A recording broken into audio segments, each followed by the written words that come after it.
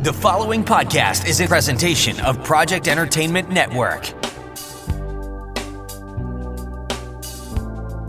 Welcome to the Sample Chapter Podcast, the show where authors read a sample chapter from one of their books.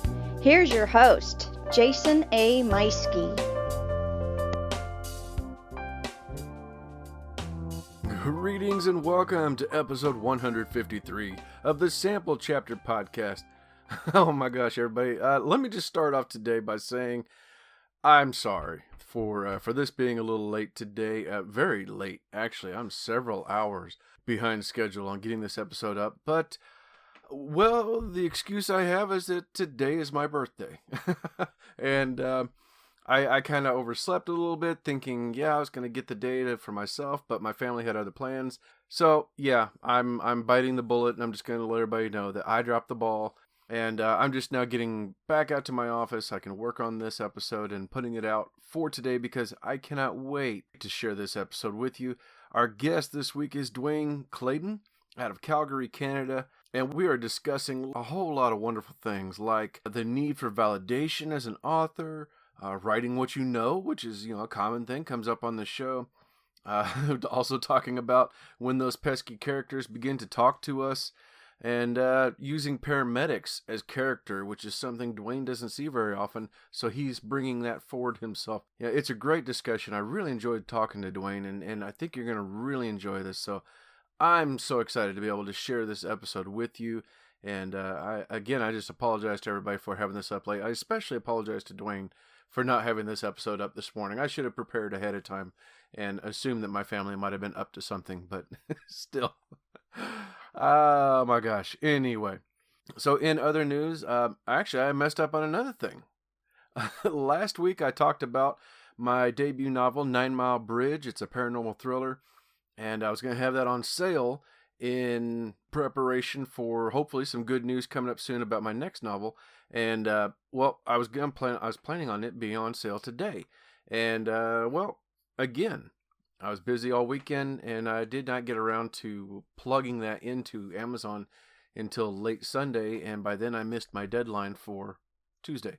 All that to say that the sale is actually going to begin tomorrow, November 25th, so this will be my Thanksgiving sale. Thanksgiving weekend, Black Friday, whatever you want to call it. The ebook will be on sale for 99 cents starting tomorrow, Wednesday the 25th, through Sunday the 29th, and it goes till late Sunday. Here in Central Time, I think it goes to about 11 or 12 o'clock at midnight. So if you are a Kindle Unlimited subscriber, you can already borrow it for free. But if you'd like to buy it, then you can do that for 99 cents. And then keep an eye open, or an ear open, as it would be in podcast world. Keep an ear open for the possible announcements. It's very possible it could be as early as next week. I think I'm going to be able to finish my edits in the next couple of days is what I'm hoping for. I got some time off, and I'm hoping to put a lot of focus on that and get it finished up this next week. And maybe next week I can announce an actual pre-order date for my next book, which is a psychological thriller, A Novel Idea. So stay tuned for that. That's some really exciting news I've got, and it's coming up real soon. Hey, meanwhile, I want to make sure that you are all following the show on social media. We are on Facebook, Twitter, and Instagram. Just look us up as Sample Chapter Podcast. You can find us there in all of those locations. You can also reach out to the show via email at samplechapterpodcast@gmail.com.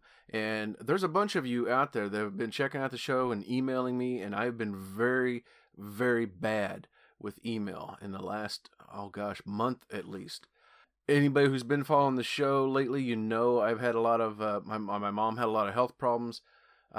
She's doing much better now, and we just celebrated her birthday the other day, a couple days ago. But I also want to thank everybody for all of you wonderful listeners out there who commented on my post on social media wishing my mom a happy birthday. So that was a real treat, not just for me, and, hearing so many people out there wishing my mom happy birthday, but to see that I've got some really great friends out there in the author world, podcast world, but also for my mom. She was just like, oh my gosh, I don't know who these authors and podcasters are, but they're wishing me happy birthday. Jason's mom, happy birthday. So she was pretty thrilled by that. And I just want to say again, thank you to all of you. And if you have emailed me and I have not answered back, I will be very, very soon. I'm planning on actually starting to do some more correspondence with email over the next few days while I have off through the Thanksgiving weekend. So you should be hearing from me real soon, and we're going to get something set up. I am pretty full already through the rest of the year, but we'll see if I can fit you in. Otherwise, I'm looking at early next year to start booking spots. My gosh, that's just amazing to think that it's already that late in the year. Amazing. Anyway, if you back to what I'm talking about, if you would like to contact the show again, of course, there's that email, samplechapterpodcast@gmail.com, or you can leave me a voicemail by calling 660-851-1146. I also want to thank our sponsors, starting with Scrivener writing software, my absolute favorite writing software, the only one I ever use anymore, to be perfectly honest with you. I have all of my writing in there, my current books, and all of the projects I'm working on. I just pull up whichever one is inspiring me or whichever one I need to work on right then and get right to work. I've got the corkboard. I've got my character bios. I've actually started adding pictures to my character bios, which is really cool because I've been inspired lately to realizing how this actor or that actress makes me think of what this character would look like. So I've been adding pictures to it, which is a really neat thing. And there's just so many great things you can do with Scrivener. So make sure you listen to this upcoming ad and listen to the coupon code CHAPTER so you can save yourself 20% on the regular desktop version.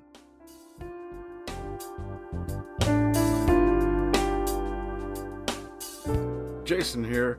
Hey, I wanted to take a moment and tell you about my favorite writing tool, Scrivener. Now, I know you've heard about Scrivener because their writing software has been embraced by hundreds of thousands of other writers like you and I, from the novice to best-selling novelists. The reason we all use it is because of Scrivener's core concept to bring all the writing tools you use together in a single application. And with tools like automatic backup, character maps, project goals, and let's not forget that amazing corkboard, you can see why I use Scrivener every day. As a bonus for Sample Chapter Podcast listeners, use code CHAPTER for 20% off your desktop version. Scrivener writing software, built by writers for writers. Yes, indeed. I love Scrivener, and so happy to have them as a part of the show. I also really love our podcast network that we became a part of coming up on 2 years ago. Pop Goes the Culture Network, home to about a dozen other pop culture related shows, Fanatics and the Fan, Pop Goes the Culture podcast, so many other wonderful shows over there. You really got to click the links and get on over and check out all those amazing shows. The flagship show, Pop Goes the Culture podcast, is on a little bit of a hiatus right now, although Joey had been doing some interviews, some really cool stuff going on over there, but I think he's also on a little bit of a vacation throughout the holidays. But still, you can check out all their past episodes and their other shows that are still going on right now. Like I said, Fanatics and the Fan, that's a really fun show. Check it out. Then, of course, there's my other podcast network that I'm so happy to be a part of, Project Entertainment Network, home to over 30 shows. And the Penn Network is not just more than 30 shows, but a wide variety of shows. Just about anything you are interested in, something that you might want to check out, such as, how about Gutting the Sacred Cow? What the heck is that? Well, check out this advertisement for that spot. Hey everybody, it's Kevin Goatee. It's Kevin Israel. And you're listening to Gutting the Sacred Cow on the Project Entertainment Network. Hey Kevin, what exactly is Gutting the Sacred Cow? Gutting the Sacred Cow is a podcast where we invite comedians and talented people every episode to come on and trash a movie that you probably love or someone you know loves. That's right. Our guests have trashed such films as Indiana Jones and the Last Crusade, Gone with the Wind, Grease, even Star Wars. Can you imagine the balls on that guy? Did he succeed? I cannot. Yeah, well, listen and you'll find out. But this is Kevin Goatee and Kevin Israel for Gutting the Sacred Cow. All right, now you know. That's Gutting the Sacred Cow. I don't know why I thought of that with Thanksgiving, but there you have it. So All right. Hey, without further ado, let's get on over to our interview with crime thriller author Dwayne Clayden.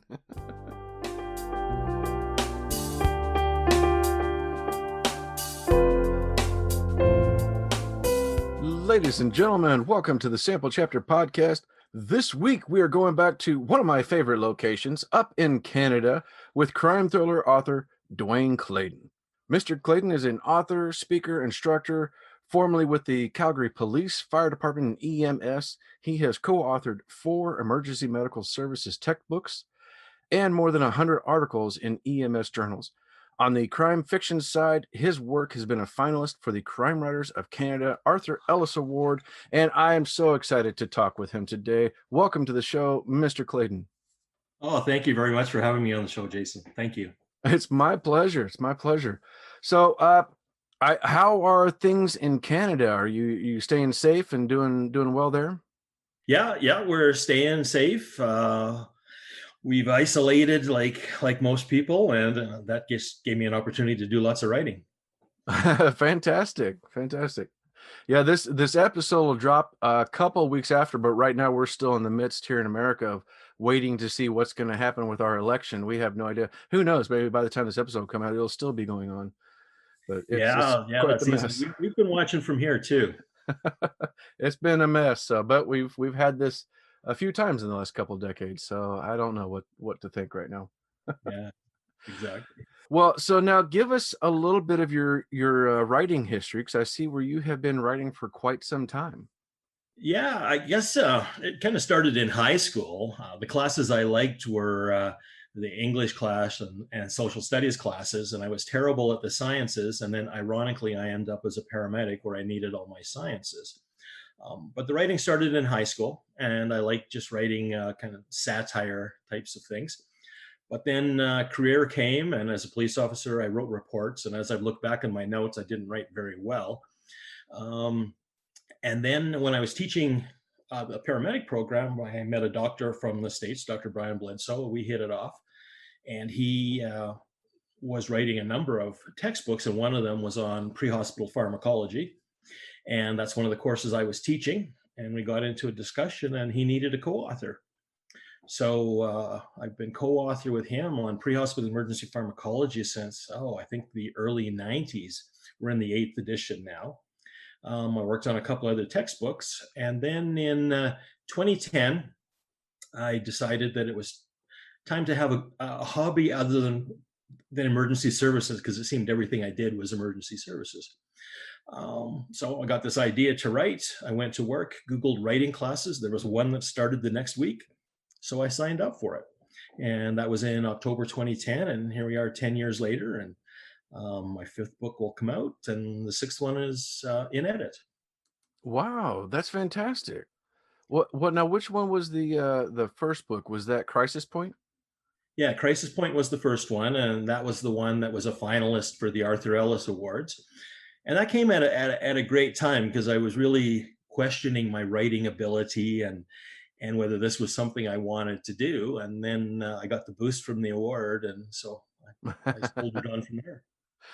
So some nice little boost there to okay, yep, I can do this. Oh yeah, and every writer I've talked to needs the validation, right? Mm-hmm.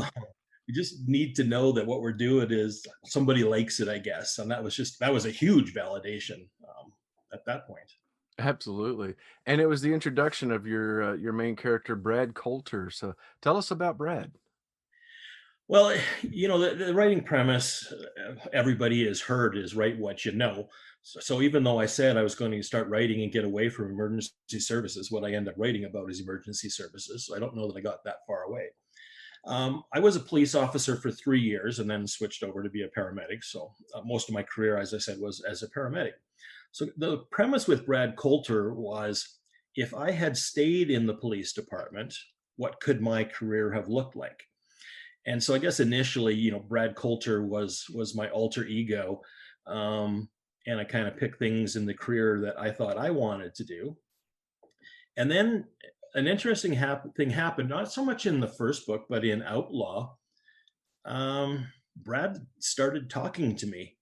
I think he started writing his own story, or he didn't want to be me, or something like that. Mhm. But he took things in a direction that I hadn't really expected to go. And so that, I think that made it more interesting. The story was less maybe mirroring me or my career. And Brad just became his own character with his own idiosyncrasies and his own traits. And we just like him. That phrase that he started to talk to you is something only writers understand. Because even my wife still looks at me like, "What?" When I'm telling her about a character in a book, I'm like, "Oh yeah, I didn't know where this was going until they told me that, yeah, they had this background and this happened to them next." And she kind of shakes her head like, "Oh, okay, whatever." Yeah, yeah. I mean, sometimes I just feel like I'm the scribe. I'm just there to type the words onto the page, and it's coming from somewhere else. And I love the way that, like you said, you did took the tactic of writing what you know, which for me, that took me a long time to really understand that, because I same way, I was like, well, gosh, I had done lots of different jobs, never been with one for very long until lately. So I was like, I don't know what to write, but now I get it. I understand taking that experience from here or there and putting it into the stories. And I think that's a fantastic way for you to take your experience and put it into these books. Yeah, I mean, I'm excited about all the careers I had or the changes that I made. I mean, emergency services is just really exciting, and so it's easy, I suppose, in some respect, because of my background, to write about emergency services and the stories. And one of the things that I do with my novels that I'm pretty sure nobody else does is that I have paramedics as characters in all my stories. So, if you're watching TV, somebody gets shot, the detectives are there, police are there, the ambulance kind of comes, grabs the guy, and leaves. That's it. That's all you see. Hmm. So in my books, I have the paramedics responding to the calls. They're characters. You get to know them. You get to know their background, if they're married, they're single, if they have kids, struggles in their lives, and then how all of that shuts off when they get sent to a call. And then I detail the treatment they give. So again, readers like that. That's a different side that they haven't seen, and now they have a better understanding of paramedics and the stresses and what they can do. That's fascinating. Do you ever find yourself going maybe too far or too close to maybe somebody that you know in one of the characters? Um, oh yeah. I think, when I started out, especially in Crisis Point, most of the people were composites of people I had worked with. Hmm. And then one of the main characters in the series, his name is Jerry Briscoe. He's a sergeant. Was based on a partner of mine who has passed away. And last year, right about this time, I was at a Christmas sale, and a lady came up to me, and it was his wife. And she told me how much she enjoyed the stories and reading about some of the things that he and I had done as partners that I put in the book, and she remembered those stories. So Oh, wow. that was the good side to it. She really appreciated that. That's nice. That's nice. You get to kind of immortalize them a little bit. Yeah, exactly. Yeah. Oh, that's great. Now he wasn't easy on me. He was really hard on me, and I have the book that way. But when you look back, I see how much um, he shaped me in the things that he taught me when we were partners. Wow. Oh, that's amazing. That's awesome. So, what kind of classes were you taking whenever you first dove into the writing aspect of it? What were the classes you were taking? Yeah, well, I started out it was an 8-week course, one night a week, just basic writing, and the instructor, started with. I think we started with characters and then worked into plot and then talked about the arc, and all of that was a foreign language to me. An arc, that's a boat. Why are we talking about boats? And so, I mean, I had to learn a whole new vocabulary. And in my profession, we love acronyms, and so it was kind of if you heard us talking, you'd go, "What are you talking about?" And for me, going to the writing class, it was the same thing. I didn't understand some of the language that was going on, but it was a great class. When I first handed in an assignment and everybody in the class read each other's work, I was nervous because other than me, everybody else was female in the class. Hmm. I was writing a police story and I just thought, oh, they're going to hate it. They're not going to like this at all. And I was preparing myself for the worst news possible, and they all liked it. And so that was exciting. However, an instructor just can't let you get away with that. And so the instructor said, well, it was well written. However, she felt that it read like a policy manual rather than a story. So, that was from writing the textbooks, right? Because it was very, very set up how that would go. So I had to learn to tell stories and not just write, kind of 1, 2, 3, 4, 5. So that was my learning. So I continued on. I just took classes one after the other for the next 3 years. And whenever I sign up, one of them was a year-long class. So the idea was a year long to write your novel. And Crisis Point took quite a while. It took about 7 years from when I started because I was learning to write. And initially during edits, I would go, oh, my characters are much better here. I must have done a class that day on character or scene setting. Oh, it's better here. And, so that's the learning process. I totally feel that. And your time writing that first book is something that's been very common in, for me on the show, hearing other authors talk about, that first book took 7 years, 8 years, 10 years. We had a guest here recently who that first book took 30 years. It was just an on again, off again process until they finally made the time to really get serious about it. But that between 7 and 10 years seems to be the average for the first book. And I think everybody's got the same story, myself included, where what I began 8 years ago is not at all what was finished. And I remember looking at it and going back to stuff I'd written previously for the story and thinking, oh my goodness, I'm so glad this did not go in there. Yeah, funny you mentioned that because I was looking for some older files and I came across a November 2010 first 4 chapters of Crisis Point. And after reading about 3/4 of the first page, I thought I would just put it away. Oh my gosh. Yeah, and you never know. I mean, some of that is just it's information that turns into background information that details that you needed to know so that way you could continue. I know I had plenty of things that did not make the book, but they certainly informed the rest of my writing to finish that book. Oh yeah, absolutely. Yeah. So you've got you put out 3 of those prior to this. The 4th one's coming out soon, 13 Days of Terror, which we're going to be hearing from later today. That's really exciting. But most recently, you put out a new book. Is this going to be a new series, The Speargrass Opioid? Yeah, well, yes, it will be a new series. The first book came out in September.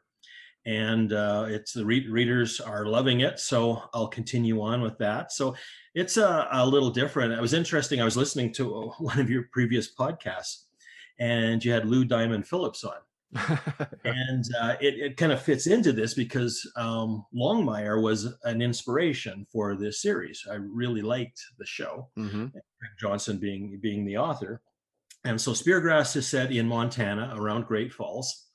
And Speargrass is a fictional First Nation Indian reservation. And the main character, Franklin Eaglechild, has just been hired to be the sheriff there. And he comes in and he's been away from the reserve for a long time, so he's treated as an outsider. And he also steps into an opioid crisis.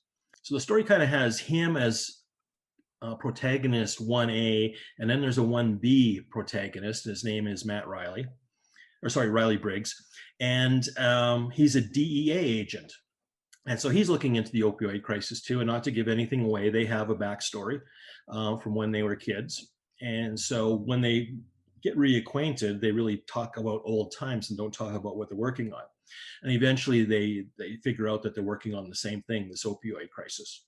And so partner up to fight the battle against the opioid crisis. So that's the basis of the story.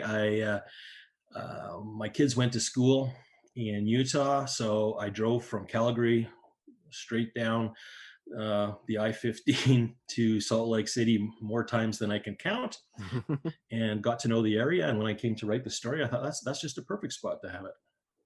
Oh, that's fantastic. And in a very different setting from your other books. The other ones look a little more urban, whereas this one's the like a common day Western. Yeah, that's what I was after. Modern day Western side to it. And I think for me it was a little bit of testing my writing skills. Hmm. So really, in the Brad Coulter novels, like I said, I was writing what I knew. Mm-hmm. This one was different, with different characters and lots of research and lots of talking to people, and I was nervous about it because of some of the topic in it. But so far, it's been well received, and people are already asking when the next one is out. So I'm going to have to get working on that pretty quick. I'm assuming that I was going to ask, but I'm assuming that this was pretty refreshing to work on something totally different. Yeah, it actually was. I had written 3 of the Brad Coulter novels, and certainly, like I said, had him and the characters in my head. And it did take probably a month to kind of get rid of them and learn the new characters. And it was slow at first. Probably the first third, it was slow going. But by the time at 25,000 words or so, I got to know the characters. I had the setting, and then things went quite a bit faster from there. But it was nice to have a whole new set of characters, but also a challenge to make sure these characters were completely different from the ones in the Brad Coulter series. Oh gosh, yeah, I imagine so. Now, what about the future? Aside from this new series you began with Speargrass, and the Brad Coulters, what other stories do you have, or do you have aspirations for different series?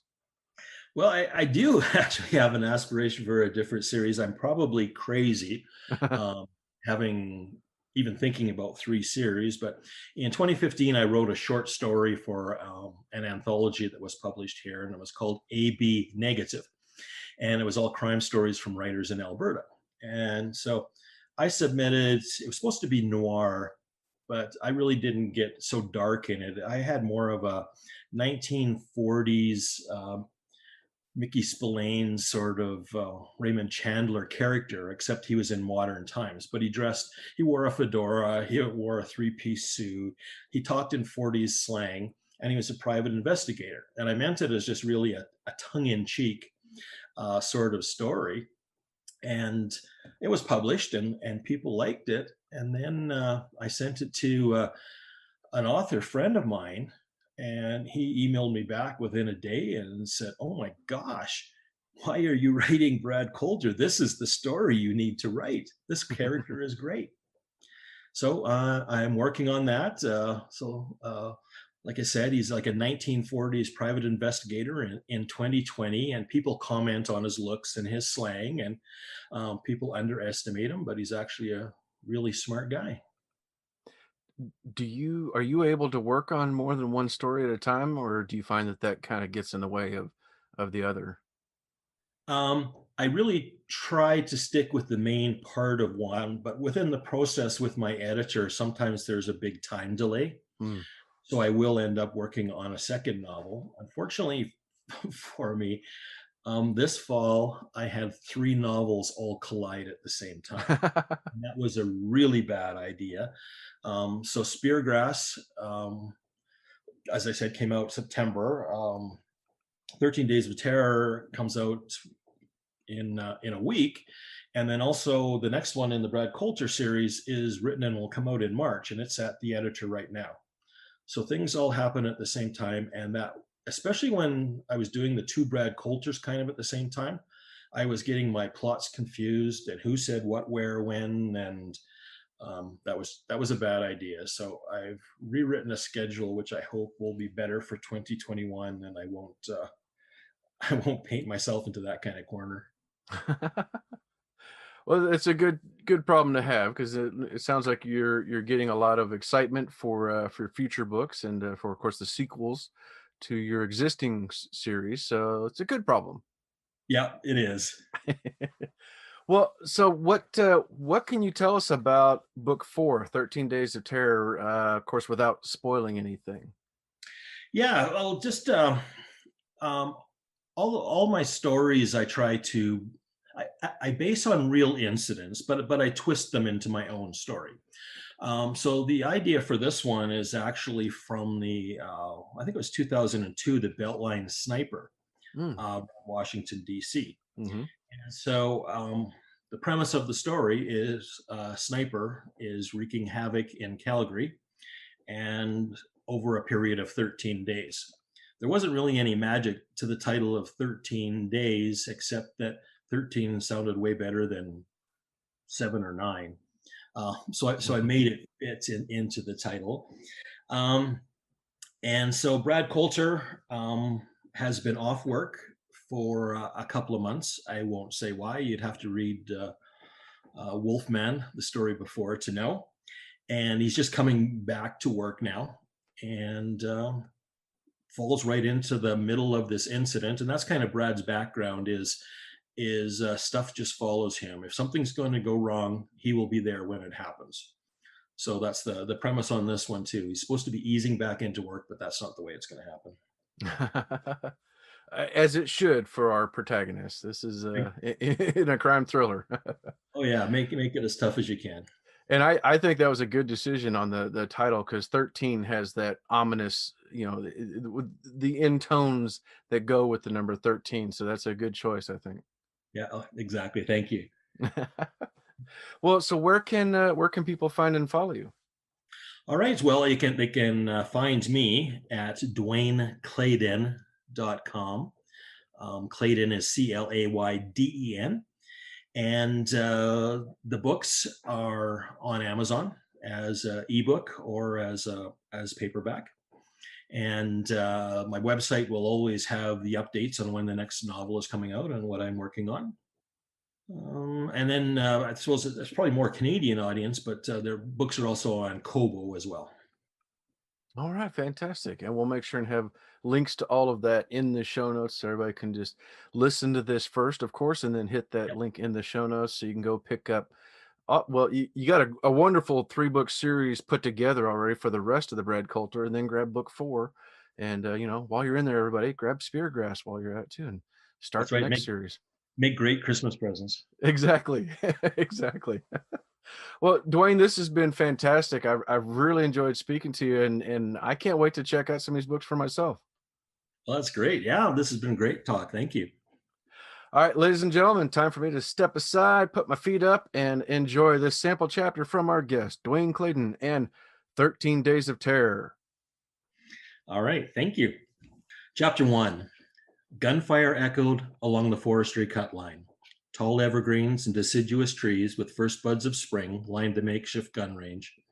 Massive towers held sagging transmission lines. Shafts of wild grass, sapped of life by the fall frost, formed a carpet. Marvin Pittman and Logan Hirsch stood side by side, rifles at their shoulders, as they fired at targets 100 yards away. They reloaded and shot again.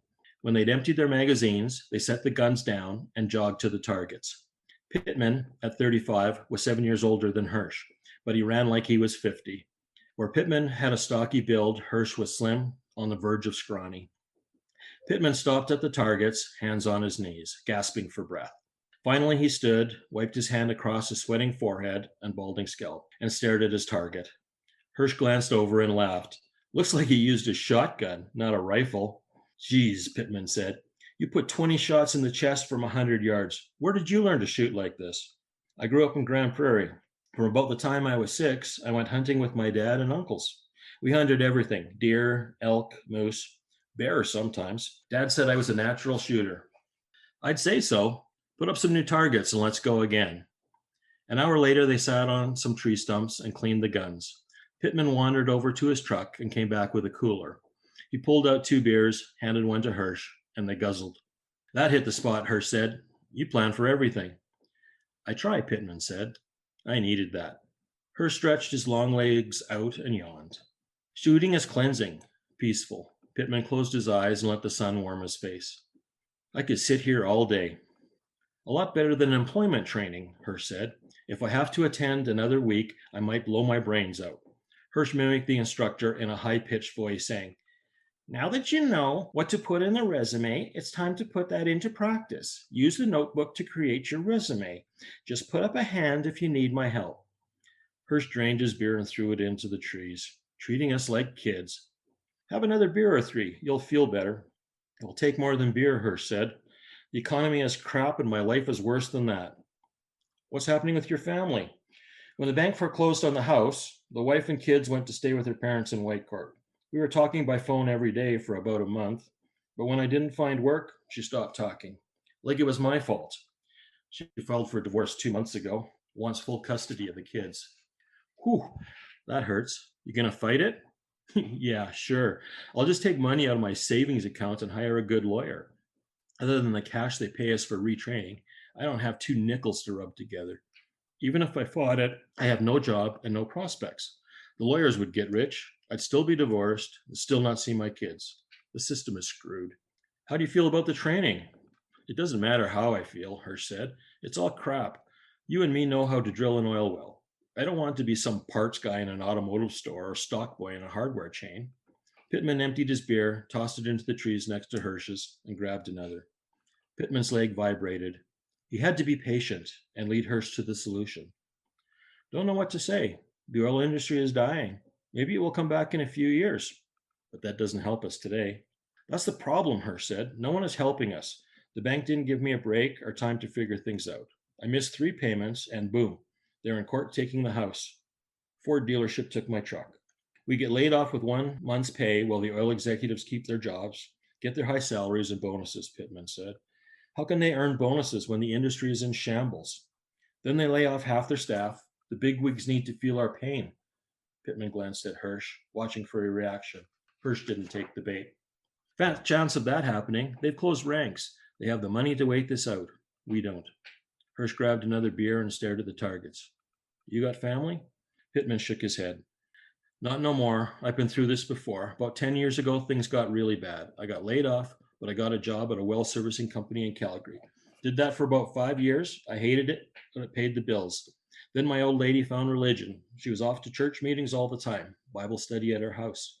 I had to drink beer in the garage. Then she took off with a bus driver she met at church. He promised he'd save her and give her everything she wanted." "Geez, I didn't know." Hirsch scratched the patchy bald stubble on his face. "Sorry." "They hate each other and he's dirt poor. But God will provide. That'll teach her." Pittman swirled his beer, then took a long pull.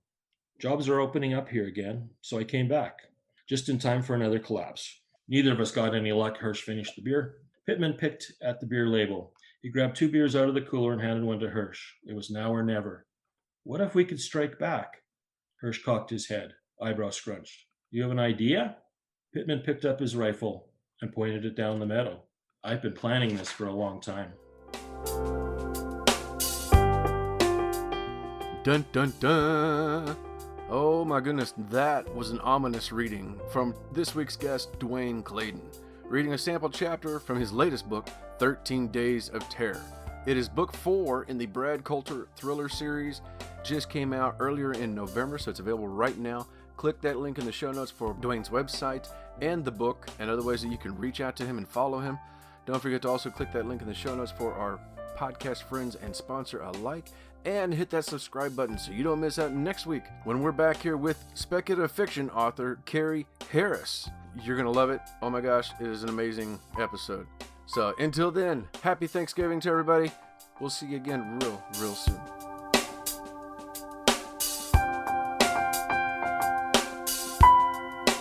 This has been a presentation of the Project Entertainment Network.